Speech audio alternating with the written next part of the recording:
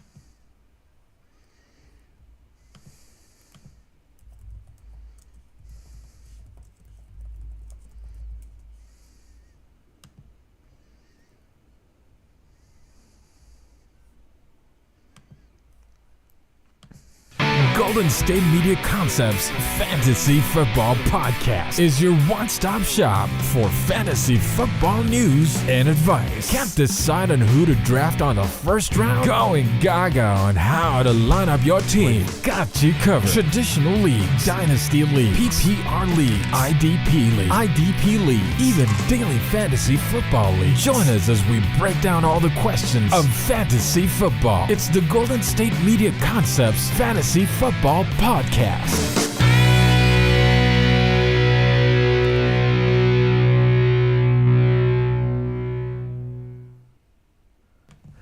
What is good, everybody? We are back for another episode of the GSMC Fantasy Football Podcast.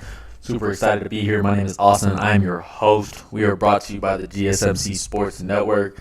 Thank you to them for putting on the show, going live here at 7 p.m. Mountain Time every single day, bringing you that good fantasy football coverage that I know you guys need, that I know you guys want.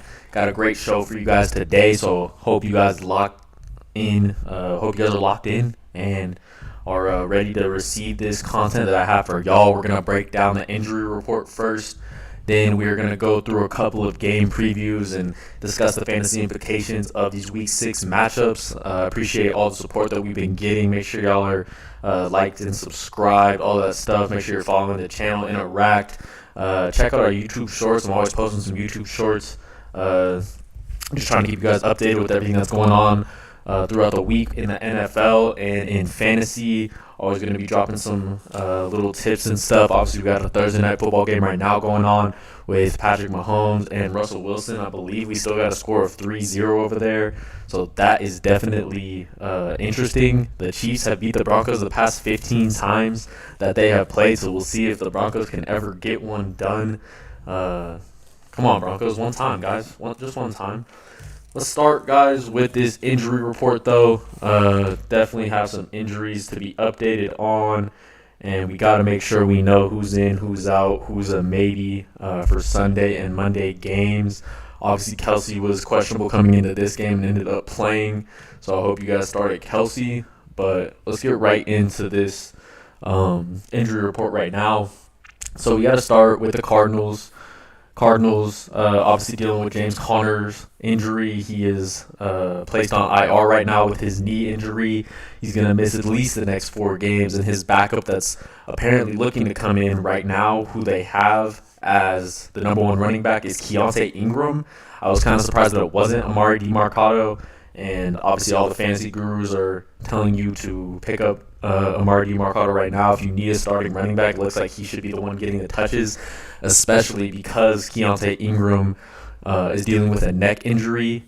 He's their other running back, so it may be a really thin running back field for the Cardinals. Keontae Ingram has a neck injury. He practiced in limited fashion on Thursday, so definitely interesting. Also, interesting note, Marquise Hollywood-Brown was limited on Thursday too due to illness, but I feel like usually we see players get over that illness and end up wanting to really, really play on Sunday. So I don't think we should worry too much about Marquise Hollywood-Brown. Keontae Ingram neck, that's definitely something to worry about. I'm sure he's not on too many fantasy teams, but it looks like the starting running back should be Amari DiMercato. If Keontae Ingram can't go, or if he's limited in the game at all, he will back up Amari DiMercato, hopefully, is what we see. Then we got going to the Baltimore Ravens here. They actually don't have anybody on the injury report, so that's actually good.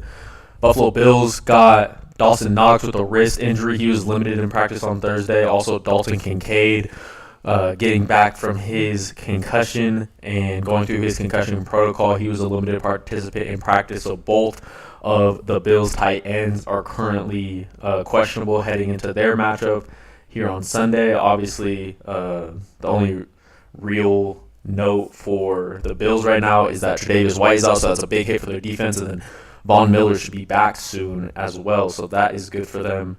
On the defensive side, nothing that matters on fantasy, though, unless you're playing defensive fantasy, which I heard is pretty fun. Might have to try out some defensive fantasy leagues maybe in the next season or something like that. I could definitely see that being interesting. Let's talk Miles Sanders. Miles Sanders did not even participate in practice on Thursday here today. He is going through a shoulder injury that he's had, I think, just this past week. So definitely keep an eye on him. He is going to be questionable for this game. The Chicago Bears have a couple of questionables that are really important here. Cole Kmet, who's one of the top 5 tight ends in fantasy right now, going through a hamstring. He was a limited participant in practice. Khalil Herbert didn't practice on Thursday, so we're looking at him as doubtful to play. A lot of people streaming Khalil Herbert right now, so he should be out probably for this next game. Rashawn Johnson also dealing with a concussion, and he is Khalil Herbert's backup in that Chicago backfield. So we'll see what happens there. The next guy, I believe, is a fullback. So if one of those two can't go, I think they do have to run with either a fullback or maybe they'll pull somebody off of their practice squad. So keep an eye on the Chicago Bears backfield for Week 6. We got T. Higgins, who is also remaining a limited participant in practice on Thursday. His ribs have been bothering him. I think he actually has a rib fracture right now. So we don't know if we're going to get him. He's currently listed as questionable on their list right now and was a limited participant in practice, like I said. Going to the Browns, we have Deshaun Watson with his shoulder contusion is what we're officially hearing for his status. It's expected that he'll be sitting out of this Sunday game versus the 49ers. So the Cleveland Browns probably going with P.J. Walker as their starting quarterback. They're not going to start Dorian Thompson-Robinson any longer after he really struggled in that one matchup that he had where he threw 3 picks. Looks like they're going to be going with P.J. Walker to start against the 49ers, which is really bad for them. I was hoping that Deshaun Watson will find a way to play. He's still listed as questionable, but it says he is expected to sit out for Sunday's game. Then they also have Njoku, who didn't even participate in practice. I'm not sure if you saw David Njoku's injury on social media or not, but he was in an accident in his house and his whole face and his hands were all burned up. So praying for David Njoku, but hope that he gets better. He is currently injured, so maybe look for another tight end if you have him. Definitely going to need to do that. We got Tony Pollard on the injury report here, limited participant in practice due to a shoulder injury, and it seemed like he was pretty healthy these first couple weeks, so I have to imagine that he sustained that shoulder injury Probably in that game versus the 49ers, probably not in practice at all. At this point in the season, in practice, everything is like pretty basic, and coaches are very concerned with getting their not having their players get injured. So just something to keep in mind. Tony Pollard questionable right now. We got Jahmyr Gibbs, who officially didn't practice on Thursday, another fantasy contributor who's really, really good, and or has the potential to be really, really good. Hasn't really shown that yet this year, but his hamstring is still bothering him. Obviously, he sat out last game, and not practicing on Thursday at all is not a great sign for him to show up in this next coming game. So don't expect Jahmyr Gibbs to be playing. Sam Laporta also did not practice on Thursday either due to a calf injury. So kind of interesting as well. He's a tight end one, or a starting tight end one, really, really good tight end. We'll keep an eye on him. He's still listed as questionable. Hopeful for his return. Continuing, we got Aaron Jones, still listed as out with his hamstring injury. Don't think he's even practicing or doing anything, activity-wise with the team right now. So we'll see what happens with Aaron Jones moving forward. It doesn't look like a good situation. Definitely, if you're an Aaron Jones owner, would recommend trying to get your hands on Amari DeMarcado right now. Most likely moving, we got the Texans. Tank Dell sustained a concussion in this last game, so he did not practice on Thursday. Robert Woods was a limited participant in practice with his rib injury, so two very guys who get a lot of snaps for the Texans wide receiving core with Tank Dell, Robert Woods. So maybe look at a guy like Nico Collins to pick up that work. Obviously, Noah Brown is already out for them. He's on the IR, so they are kind of down bad in their receiving room. I do expect Nico Collins to come out and make a lot of plays with C.J. Stroud and just be a good contributor in their matchup versus the Saints, which we will be talking about later here. Mo Alley Cox, concussion, limited participant in practice, pretty deep tight end. If you have him, Zay Jones, knee, still remained as a non-participant in practice today. As of Thursday, he is questionable for Sunday's matchup. Coming up, we also have Devontae Adams, unfortunately. Devontae Adams right now, limited participant in practice, and he was kind of slowed down in his matchup versus his former team, the Packers, obviously, and he's got the shoulder injury right now. I think that played a big factor as to why he wasn't as much of a contributor against the Packers, because his shoulder continues to be a problem for him. We got Donald Parham Jr., who was a big red zone threat for the Chargers basically this whole season. I still see him as a very talented tight end. He's like a 6'8" guy who can definitely catch a lot of touchdowns. He was a limited participant at practice with a wrist. Jeff Wilson was also limited in practice today with a ribs/finger, so he's got two different injuries right now. We're expecting Jeff Wilson to be out there on Sunday, but he is currently he was limited in practice today with two different injuries, so that's not a great sign. Justin Jefferson on injured reserve right now, obviously, and they don't love to see Jordan Addison with the ankle being a limited participant in practice. Hopefully he's just going to get that treatment for the ankle and be that wide receiver one for the Vikings. I am expecting a big day for Jordan Addison coming up. Juju Smith-Schuster, concussion, not spotted at practice here on Thursday, so Juju might not be going for the Patriots. Juwan Johnson, who was the tight end one for the New Orleans Saints, perhaps. He did not participate in practice today either due to a calf injury. He's a pretty deep tight end, so nothing terribly to worry about fantasy implications-wise. Just continuing down here. And Deontay Johnson's still out here for Week 6. We do expect to see Deontay Johnson here in Week 7 against the Rams, so that's going to be a good sign. They really need their wide receiver one back really, really bad. So I'm glad that he's going to be back for Week 7, but definitely not for Week 6. DK Metcalf did not practice today. We got a whole list of guys of really, really good guys that we have to watch out for, but DK Metcalf didn't practice today with the ribs. He was injured in pretty much the same way that Deebo Samuel was injured with his ribs. So we think that DK Metcalf will be playing through that. It makes sense that he would. Mike Evans' hamstring was a limited participant in practice. Another wide receiver one for the Tampa Bay Buccaneers. Someone to watch out for. And that's looking like about it, guys, for injuries. Obviously, a lot of big injuries. Guys like Mike Evans, guys like Devontae Adams, T. Higgins. So make sure you guys are checking your fantasy reports for the injuries. Very important that you guys stay up to date with that. But when I come back, let's talk a couple of these games that are going to be happening on Sunday that I'm excited to break down from a fantasy implication standpoint.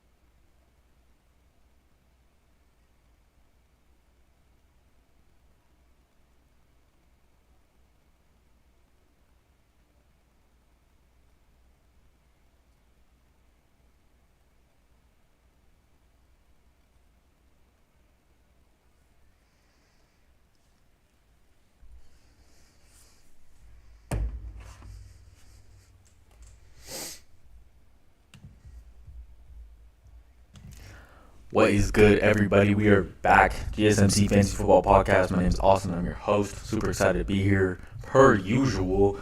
And let's get into some game previews, kind of some games that I think have fantasy implications that I think numbers can get up on the board. Really good offenses that I'm liking to see. And we're definitely going to go over some of these tomorrow in my matchups episode. Make sure you're here on Friday always.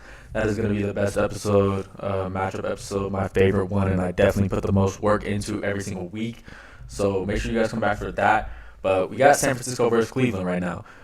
Pretty exciting matchup if Deshaun Watson is able to go. Obviously, we're seeing right now that he is doubtful.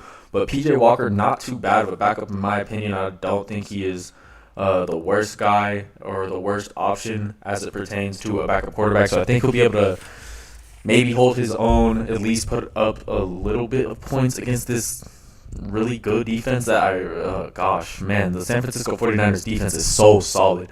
They have all pros literally everywhere. If Deshaun Watson is to play, I'm assuming the ESPN ratings thing is giving San Francisco 66%, while they're giving Cleveland 33%. Cleveland has some playmakers on their defense as well. Brock Purdy's a young quarterback. At some point, I have kind of explained that it would make sense that he would make a couple mistakes, and against a pretty solid defense, I can see that happening. These are actually two top 10 defenses by rankings in the league right now. Obviously, Cleveland's got guys like Myles Garrett, Denzel Ward. They also got Zadarius Smith that they got from the Green Bay Packers, and then also Grant Delpit, who's a really, really good safety that I like. I really want to break down the fantasy guys here, and let's start with talking about Christian McCaffrey, because that's where every fantasy conversation should start right now. Running back one and probably carrying every single roster that he is on. Really, really like Christian McCaffrey. He's on that 14-game touchdown streak. Right now, he has 7 touchdowns, 8 touchdowns actually through 5 games. He has 7 rushing, 1 receiving touchdown. He's doing it all. 25 points week 1, 22, 22, 48, and then 13 with still having a touchdown. He was obviously taken out a little bit in this game because they're up so much they don't want to risk their whole future getting injured for no reason in the game where they're up 30, and that makes a lot of sense. Definitely can't blame the team for ever doing that. And Jordan Mason saw some work near the end. If the game was any closer, I'm sure we would have saw a McCaffrey 2-touchdown type game because the offensive line was really rolling. Brock Purdy was really rolling. And it's going to be interesting to see. Like, Brock Purdy just tore up another top 10 defense this year, being the Cowboys. Cowboys ranked really well, and they've turned in really good rating grades on PFF, stuff like that. He's been really, really good so far and only has gotten better throughout the season. He started off kind of putting up these mid-teen type games, and last week put up a 26-point performance in fantasy football. I do not hate starting Brock Purdy as your starting quarterback. Pretty much in any league, even in like really small leagues. I really don't hate it. He's going to get the attempts. He has a really good processing system in his brain, and he's able to get the ball where it needs to be. He likes to push the ball down the field. Not one single game this year has he had less than a 65% completion percentage in any game. He's played up against Pittsburgh defense, who's supposed to be really solid, and then Dallas D. I guess all the other defenses that he's played have been pretty subpar, so this should be a good test for him to kind of see where he's really at. I'm very interested to see. He's quarterback 5 in fantasy right now, but I have no problem starting him this week. Wide receiver-wise, for the San Francisco 49ers, we're all thinking it. I think that Brandon Ayuk is the number 1 wide receiver at this point. He is wide receiver 18 in fantasy football right now. He did sit out 1 game versus the New York Giants, so I think if he probably played that game, his rating would be a little bit higher. However, he's already put up a 32-point performance and then a 20-point performance. 2 of his 5 games, he's gone over 129 yards receiving and 2 touchdowns so far this year. I'm just thinking that he's the focal point and the most dominant route runner. Brock Purdy's favorite target at the moment. He's got 8 targets week 1, 6 targets week 2, 6 targets, and then 7 targets. So he's always going to be a factor out there. He's not like the highest volume type of wide receiver 1, so I would still have him in that wide receiver 2 territory, but definitely has wide receiver 1 type talent in a great scheme, a great offense. But you guys know this is the Deebo Samuel channel. Love talking about Deebo Samuel and think he's just as talented as Brandon Ayuk in my opinion. I'm surprised that they have a guy like this not getting as much attention these past couple weeks. Obviously, he has been dealing with that rib injury that has been bothering him, but last week in a blowout, so it's really hard to talk about what could have been if it was a closer game. We don't even know if the 49ers are going to have close games this year, so it's just to be seen. But obviously against Cleveland, expecting it to be a little bit closer if Deshaun finds any way to play. If PJ Walker does, we just really don't know, but think Deebo Samuel could have a decent day. He's been getting more carries this year too. Feel like last year they kind of went away from giving him the ball in the backfield, and now they're kind of back to that. Last week got 5 carries for 30 yards, so that's always going to help in fantasy. He's dangerous to score a touchdown on the ground as well. He did do that against the Rams in week 2, had 5 carries, 38 yards, and a touchdown in that one. So he's a semi-like wide receiver type, running back type guy. Very, very strong guy, one of the strongest guys in the entire league, pound for pound. So I'm still rocking with Deebo. Still think it's a good look to be starting Deebo at that flex position, and I like his upside. Then we got Kittle. Kittle, most inconsistent fantasy football player that I've ever seen. He has this 1.9 point performance, 6 points, 4.9, and then this 16 point performance and a 27 point performance where he puts up 3 touchdowns. it's just a bit unfortunate. I think you do have to start Kittle if he is on your roster. You don't know what you're going to get from him week to week, and I've kind of talked about this throughout the week. Really like Kittle as a player, and if you were able to like count blocking or just making good plays, pancakes, stuff like that, he might be one of the biggest fantasy contributors in the entire league. But unfortunately, that's not how the game goes. So we'll see if he's able to get some targets this week. I want to see who his primary matchup is going to be. Actually, I think that would be a good idea because somehow that usually like tells a story on the type of advantage he may have. They got Kittle. They got him going up against Grant Delpit, who I was really telling you guys that I like Grant Delpit a lot. He actually has a higher PFF grade on there than George Kittle. He's a very good safety, and that's going to be his primary matchup. So I don't love it from like a coverage standpoint, but I know he's going to be out there making plays regardless. Still think you have to start Kittle, unfortunately. Let's talk this Browns offense, who, I mean, we've seen some good things. I think the Browns are talented. Obviously, they stomped on the Cincinnati Bengals earlier this year, and they've shown the propensity to be putting up points throughout the season, so pretty decent. It's really to be seen if they're going to have that starting quarterback that's going to be the deciding factor for if they are able to put up as many points as they want. But a guy that I really, really like and a guy that I was fortunate enough to be able to pick up in one of my leagues is Jerome Ford. I feel like this guy is a little bit underrated. Even in the game that Nick Chubb originally played in week 1, he got 15 carries, so you know that he was kind of a focal point in this offense to start already. Then Nick Chubb gets hurt against the Pittsburgh Steelers. Jerome Ford comes in there, next man up, immediately making plays. 16 carries, 106 yards. Since then, he's found the end zone a couple more times. He had a touchdown in week 2, and then he had 2 touchdowns in week 3. Week 4 kind of fell off a little bit, but still got the touches that we like to see. Got 14 touches that game. And then, obviously, their bye week this week. He's got a really tough matchup, man.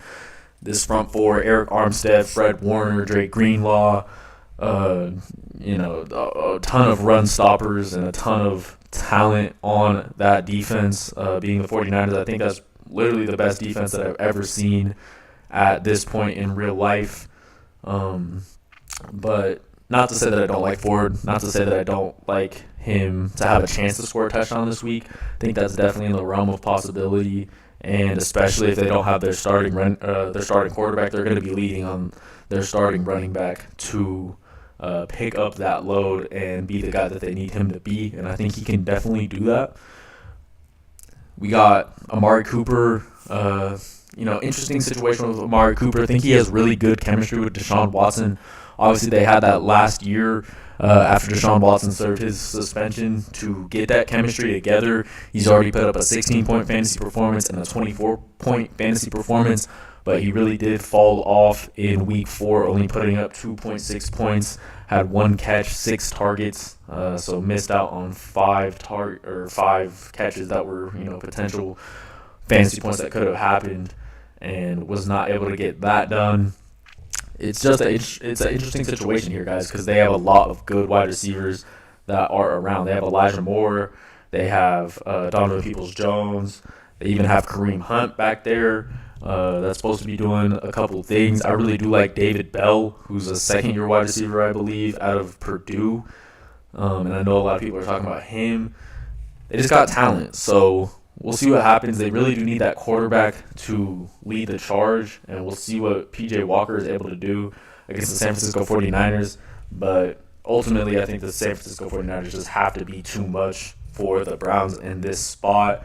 Maybe they'll be able to put up a couple points. I think they'll have a better showing than Dallas because they won't be afraid to just go out there and let the ball get downfield, because that's pretty much what you have to do against these really good defense, this 49ers squad. But the defense is too good. The O-line for the 49ers is really elite too, with the best left tackle in football, Trent Williams. Elite offense, elite defense. I don't see them losing this game. But I think a lot of fantasy points can end up on the board. We do have a comment. Rate my 20-man PPR. All right, I will get to that comment as soon as I come back. We're going to talk next about my Texans going up against the Saints in this next matchup. But I'll definitely get to you, Josh, and I'll definitely answer your question.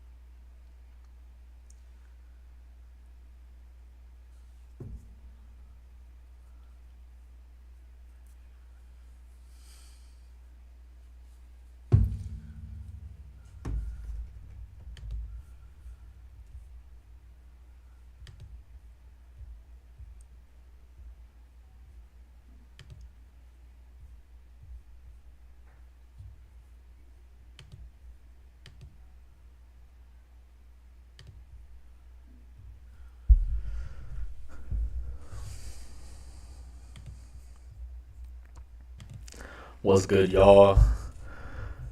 Josh, let's get to your question. I would love to rate your 20-man PPR league. Gino, JT, Aaron Jones, Tyreek, Amon-Ra, Komet, Josh Downs. You're looking well even in a 12-team league, my friend. Don't really see anybody in a 20-team league having much of a better team than you at all. It's unfortunate for Aaron Jones. We'll see what happens with Amon-Ra. Obviously, he's dealing with an injury of his own, but good pickup on Josh Downs. I think he's one of the best rookies in the league right now, and he's just like a natural wide receiver. He's not even like crazy fast, crazy strong, crazy route runner or anything like that. He's just a gamer, and I really do like Josh Downs. Think everybody should have their eyes on him. Let's talk this Texans-Saints game. The Texans going to play the Saints here, and we got two pretty solid offenses that I both definitely like with, just the personnel and the people on their team. Really like those guys. They're giving ESPN is giving 54% to the Saints here to win, and then 46% to the Houston Texans. So pretty much a coin flip here. Battle of two kind of middle of the pack, middle class type teams in the NFL. So definitely going to be some grit and grind that is going on in this one. I think Houston looks good this year. I really think we are fine. CJ Stroud is finding a way to, just take a couple deep breaths, calm down, and make some throws out of the pocket, just like he did at Ohio State. Shout out to Miko Ryans for being a good coach and, not being like the past coaches that we have had. Because goodness gracious, it just feels like we go out there and we want to lose every single game. It actually feels like, going into every game that we at least believe that we have a chance to win. So shout out to Miko Ryans for, really changing the culture on the other side of the ball. Saints literally just shut out the Patriots and really embarrassed them in that game. So, their momentum is rolling right now. You know that they're hot. Let's talk kind of some of these fantasy guys that are going to be playing in this game. I think I would be wrong to not start with my team. Going with the Houston Texans to start, and I wanted to talk about CJ Stroud first, the guy who is, leading the pack, leading the group, is quarterback number 13 in PPR fantasy leagues right now, and having a pretty good season as far as rookies go. I think he's also rated as the lowest odds right now to win Rookie of the Year, and he's really been hooping. He's already had two 300-yard plus performances this year. with 2, 4, 6, 8, 9 touchdowns, 0 interceptions, so a really good ratio. To put that into perspective, Daniel Jones, who was getting paid $50 million a year or something along those lines, has a 2 touchdown to 6 interception ratio thus far throughout the season, and we got a rookie with a 9-0. That's going to be really good for your offense. He actually probably should have threw a pick in the Atlanta game, but would have been his first pick, and it was actually dropped. So we'll see how long this streak can continue. They're going to face a New Orleans squad that has a really good defensive backfield, and we'll see if Stroud is able to pick them apart. They have some really good guys back there. Obviously, Tyrann Mathieu, Marshawn Lattimore, and then Tyrann Mathieu, Marshawn Lattimore, and Marcus May. Also a really good safety that they have. 3 elite dudes. So this will be a really good test for C.J. Stroud, another young quarterback that's going to get tested here in Week 6. But he's got the weapons over here. He absolutely has some good weapons. Nico Collins is one of them, currently ranking at wide receiver 11 in fantasy football at the moment. It's kind of been up and down a little bit throughout the year, but his up games are up, man. His up games are really, really good. Let's go through his kind of game log here. Week 1, 14 fantasy points, 6 receptions for 80 yards. Week 2 had his first really big boom game, 7 receptions, 146 yards, and a touchdown on 9 targets. Then against Jacksonville, kind of slowed down a little bit. Obviously, they won that game, and their defense was just playing really well. I don't think that they really needed to do too much. And were very content with running the ball out in that 37-17 win versus the Jacksonville Jaguars, which everybody was so excited about on the Texans side. Then he comes back, 7 receptions, 168 yards, and 2 touchdowns versus Pittsburgh. Pittsburgh, definitely a defense we're going to be looking at to have wide receivers have a really big game against. It's already happened multiple times this year, so it's becoming a trend for sure. And then against Atlanta, who kind of does have like a stifling defense. They got Jesse Bates over there, who I really like at safety, and it seems like their defense has always been their biggest good side, where their offense has been their bad side. And Nico Collins was locked up a little bit here. Only got 4 targets, 3 receptions for 39 yards. I was assuming that he would have a pretty big game in that one. So we'll see what happens now that he is pretty much the wide receiver 1. He's going to be getting that wide receiver 1 type of attention from these teams moving forward. Marshawn Lattimore is probably going to, be seeing this guy a lot, and I don't know if I love that matchup for him, but Nico Collins at this point is like a 3rd or 4th year receiver. Like, he's not, some rookie out of Michigan, also my school, so I have extra love for Nico Collins. Very talented guy. I've been watching him for a long time and waiting for him to have that breakout season. I think he's just going to continue to do that. Don't think that's going to be too difficult for him this week if C.J. Stroud can find him. ESPN has him projected at 15 points, and it looks like we're going to be missing Tank Dell here in this matchup, who is technically our wide receiver 2, wide receiver 3, slot receiver type guy. Our big play wide receiver is going to be out, so we're going to be leaning on Nico Collins probably a little bit more there. So that's going to be good. Dalton Schultz was actually the guy that popped off last week in our receiving game, and I think he's a guy that you just absolutely cannot forget about.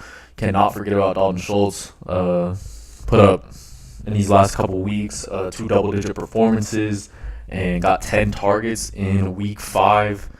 So, good signs to come. I'm sure everybody's now just like gelling with CJ, and it's just whoever's open at that point is going to be getting the ball. I think Nico Collins and Dalton Schultz in this Week 6 matchup will lead that charge, with Tank Dell and Robert Woods being questionable. We don't know if they'll go. We don't know how they're going to be feeling at game day, but it looks like those 2 are the healthy guys, so that's who I would be rocking with in DFS, stuff like that. If you're looking for a cheap guy at a cheap price, you can pretty much get these Texans at a really good price for sure. And then Dameon Pierce, super weird guy, man. Very talented running back. Wouldn't call him like a top 15. Yeah, maybe put him right at 15 as it pertains to running backs in the league. And he's just a volume type running back. He had his first good game here in Week 4, 24 carries, 81 yards.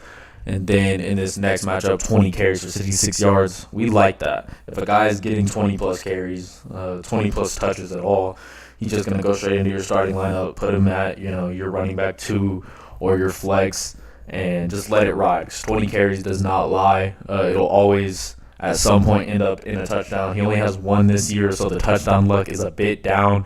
But he'll even add a little bit and sprinkle a little bit on you for receiving. Week 3, 3 receptions, 28 yards. Week 4, 27 yards receiving. And then week 5, 16 yards receiving on only 1 catch. So he's definitely a make one guy miss and, do a little something. But I think the stock is rising for this Texans offense, like what I'm seeing here with C.J. Stroud at the helm. And he's the main reason for us looking much better than we have in these past couple of years. Let's talk Saints. Saints offense. They have a pretty decent fantasy offense as it pertains to their pass catchers, and now they're getting Alvin Kamara back. Kamara has put up 2 crazy performances these past couple weeks, and he is already sitting at running back 31 after sitting out for the first 3 weeks of the season, which is really, really good to see. If you drafted Alvin Kamara, good on you for sure.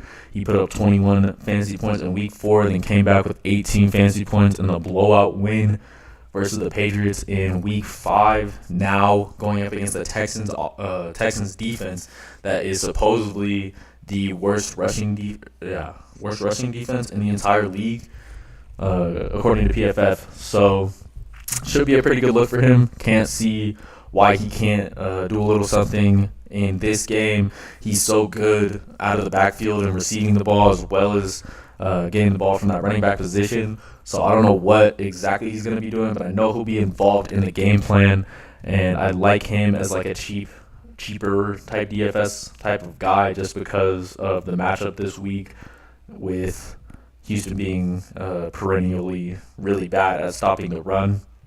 So definitely somebody to look at.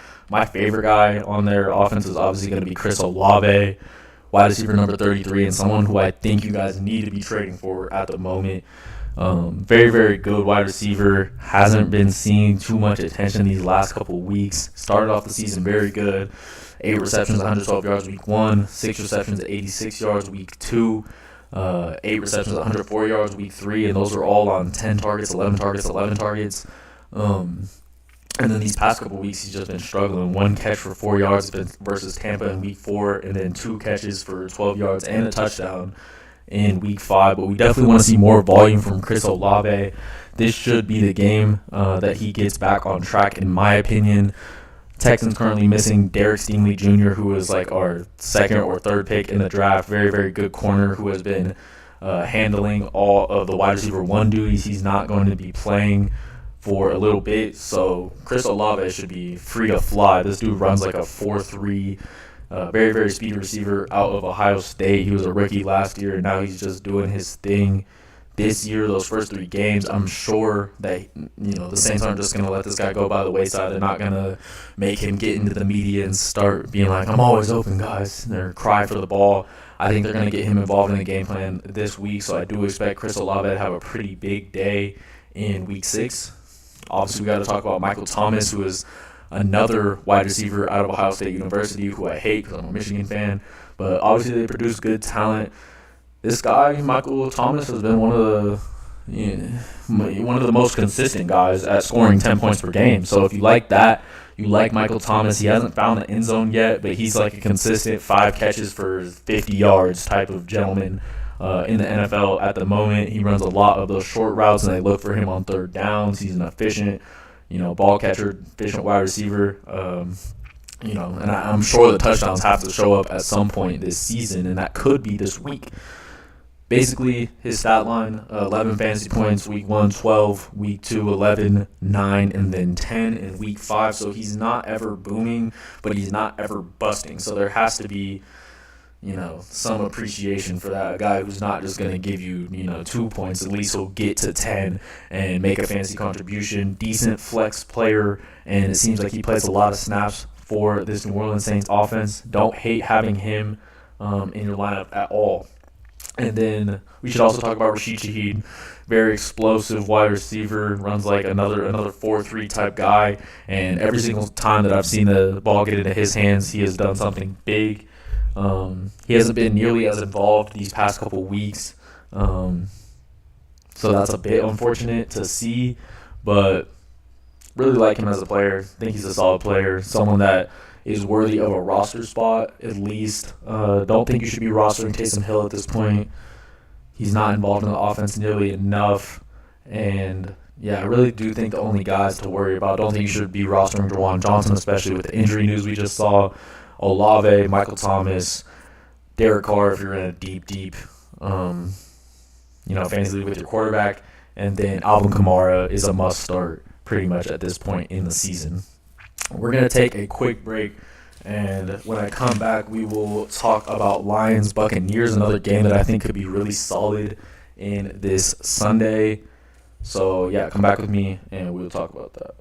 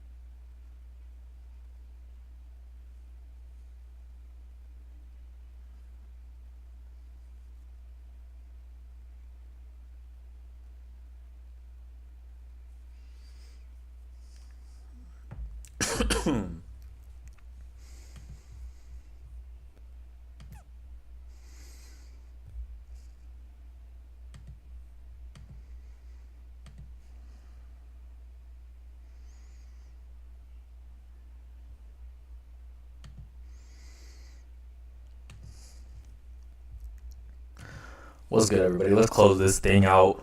We're talking about Lions versus Bucks. This is going to be a game in the 11 a.m. window. And I like the matchups here. I like, some banged up defenses here as well. And some guys that are going to have a chance to make plays in their fantasy offenses. ESPN is giving Lions 55% to win while they're giving the Bucks the 45% into the stick. Both of these teams only have one loss so far this year. Lions obviously beat the Chiefs too, so they're not playing around. Bucks and Baker looking a lot better than pretty much anybody expected. And I do want to talk about the fantasy guys around them. So let's do that. I told y'all, big Michigan fan, so obviously I'm a big Lions fan. Maybe this episode was a little bit biased to my teams that I was talking about, but that's okay. There's nothing wrong with that. Let's start off talking about one of the most underrated quarterbacks in the entire league, talking about Jared Goff, who is pioneering a really good offense this year. David Montgomery obviously doing his thing, but Jared Goff doing his thing just as well. Already has put up 3 18-plus point performances through 5 weeks in the NFL season. Really doing his thing. We've only lost one game in the 2023 NFL season as well, so that was very nice to see. Sitting at quarterback 11, which is very surprising for Jared Goff. Obviously, people just don't put enough respect on his name. This is a former Super Bowl quarterback that is showing signs of life, showing signs that he can really lead his own offense. Doesn't need Sean McVay in his ear, and I'm appreciative of what I'm seeing from Jared Goff. So hopefully he can continue to do his thing. Don't know if I love his matchup against Tampa this week, other than the fact that we know that they're facing some injuries in their defensive backfield with guys like Jamel Dean being injured, which may play a part. But Amon-Ra St. Brown currently does not have an injury designation at the moment, and he's the guy that really gets leaned on in those big situations. Sam Laporta, like I said, Jahmyr Gibbs right now questionable. So that will play a factor. We'll see if they're able to play, and that will obviously affect their chances of winning if they don't have some of their big weapons. But if they don't, I know that they're going to be leaning on running back 8 this year, David Montgomery, to have a really big game. Right now, guys, David Montgomery is averaging 20 points a game at the moment, so definitely be aware of that. I think he's probably the most solid running back, too, that you can have right now, especially with Jahmyr Gibbs news that he probably is going to be sitting out another week with a hamstring, and we'll see how that plays out. Jahmyr Gibbs, obviously, 12th pick in the draft and not living up to expectations so far, but David Montgomery is exceeding these expectations so far for sure. Last two games, 34 points in Week 4 versus the Packers, and then 20 points on 19 carries, 109 yards, and a touchdown. This guy gets the ball. This guy gets touches. I'm completely down. And with you guys trading for David Montgomery at this point in the season, with the Jahmyr Gibbs news, very much a 20 touches per game type of guy. 21 carries Week 1, 16 carries in Week 2 in their only loss versus Seattle. Then 32 carries, really pounding the rock versus the Packers, and then 19 carries versus Carolina. So he's definitely getting his touches. It's no secret. They will be getting him the ball as much as they possibly can, and our offensive line is really looking good over in Detroit. So I have a lot of faith in David Montgomery moving forward. Talking about Amon-Ra St. Brown now, very, very good player. Actually sat out versus Carolina, but it's not like we needed him. We still won by 28 points, and I'm sure Dan Campbell and the guys knew that was going to be happening. So they said, Amon-Ra, just take your little break, come back, be the sun god that you really, that we know that you are. And he's shown that he is one of the most consistent, and I'm talking actual consistency in fantasy football this year. 19 points Week 1, 15 points Week 2, 20 points Week 3, and 16 points Week 4. Obviously sat out Week 5 then. I expect nothing less than another 15-point at least type of game from Amon-Ra St. Brown this week. He gets all of the targets, all of the attention from the offense, meaning that he's going to start getting more attention from the defense too. We'll see what happens when the defense starts making adjustments to try to stop Amon-Ra, but for right now, I think that he is good to go. 9 targets, 7 targets, 12 targets, 7 targets in his first 4 weeks. So obviously he's the wide receiver 1, and he's definitely the guy with the largest target share on the entire team. We're going to continue to rock with Amon-Ra St. Brown, no question. They got Josh Reynolds here. Josh Reynolds is a guy that I actually like. He's a tall, rangy wide receiver with a large catch radius, like 6'3", 6'4", and still pretty fast. He's put up pretty solid numbers, especially with Amon-Ra being out last week. He came back to where we'd like to see him at. 4 receptions, 76 yards, and a touchdown, equated to 17.6 fantasy points that week. He's only really busted 1 week where he had 0 receptions, 0 yards, 0 targets. So we're going to forget about that. Atlanta in Week 3 since then has at least put up 9.9 points in standard PPR leagues. So someone that I don't hate, that if you're a little bit desperate, go ahead and start Josh Reynolds in your flex spot. Think that he'll have a decent game. And like I said, once these defenses start, double teaming or doing whatever they're going to do with Amon-Ra St. Brown, then Josh Reynolds will be more available in that offense. We also got to talk about Sam Laporta, Jahmyr Gibbs, obviously the questionable guys. Sam Laporta currently tight end 1 in fantasy football, caught 2 touchdowns last week. Only 3 receptions there, but I'm not loving his injury designation and the fact that he's questionable. We'll see what happens if he's able to play. What, again, is his injury? We talked about this. The calf injury, right. He has the calf injury. I think this was just talked about, and he was just given this injury whenever he got it, probably in last week's game. Still tight end 1. If he plays, you go ahead and play him, no question. He's getting a lot of attention from Jared Goff, and he's a very shifty tight end. I like him. Jahmyr Gibbs, 8 points, 12 points, 9 points, 9 points in his first 4 weeks. But he's just not very strong. He's not very physical from the running back position. So it's just yet to be seen with the 12th pick in the draft, Jahmyr Gibbs. But I trust that he'll make a couple big plays this year, no question. ESPN has him projected at 0.0 because he probably will be sitting out this week. Bucs offense, it all starts with Baker Mayfield. Baker Mayfield is sitting in the pocket. He is chilling. He is throwing rifles to his receivers, and I just love to see it. He obviously has a very talented receiving core, a bunch of guys who can make a lot of moves. He's definitely my favorite guy. Older wide receiver and playing for that contract that he didn't get this offseason. Looks like he's got that fire in his eye not this past week because they did have a bye in Week 5, but in Week 4, pretty much his only bust-ish type game. He only had 3 receptions for 40 yards in that game. I do remember him dropping a crucial ball in that game versus New Orleans. So maybe if that's any sign for wide receiver ones going up against New Orleans, obviously they're going to focus on them. Maybe watch out for Amon-Ra. But in the past games before that, 18 points week 1, 29 points week 2 with 171 yards and a touchdown, and then 5 receptions for 60 yards and a touchdown in week 3. He was on a 3-game touchdown streak before his week 4 kind of bust game versus New Orleans. Then he went on bye. Usually on bye, everybody gets healthy, everybody's relaxing, chilling, all that good stuff. Going to be playing up against Detroit's defense, who doesn't have, too much to work with, especially in the secondary. Obviously, I really like Aiden Hutchinson and think he's going to be one of the premier pass rushers in the entire league for a while. But, missing C.J. Gardner-Johnson, possibly missing Brian Burns this week too. So both of our really good safeties. And, maybe that will mean that Baker Mayfield and Mike Evans are ready to eat. I definitely like Mike Evans' matchup and think that he's just bigger, stronger, faster than the corners that the Lions boast. Currently, Baker's been solid, man. Like, I literally never get to say this ever, but Baker has been solid. He's currently sitting at quarterback 20 right now in fantasy football. We're used to seeing Baker at like quarterback 30, 32 in fantasy football pretty much every year. So he's turning it around a little bit. His last performance against New Orleans, who I said has a really good secondary, he had a 78% completion percentage, 246 yards, and 3 touchdowns against them. Also had 8 carries for 31 yards, so he was just doing it in every single way that game, putting his life on the line to try to win, which is just beautiful to see from Baker. We know he has a lot of heart. It's just putting that heart into the skill of the game.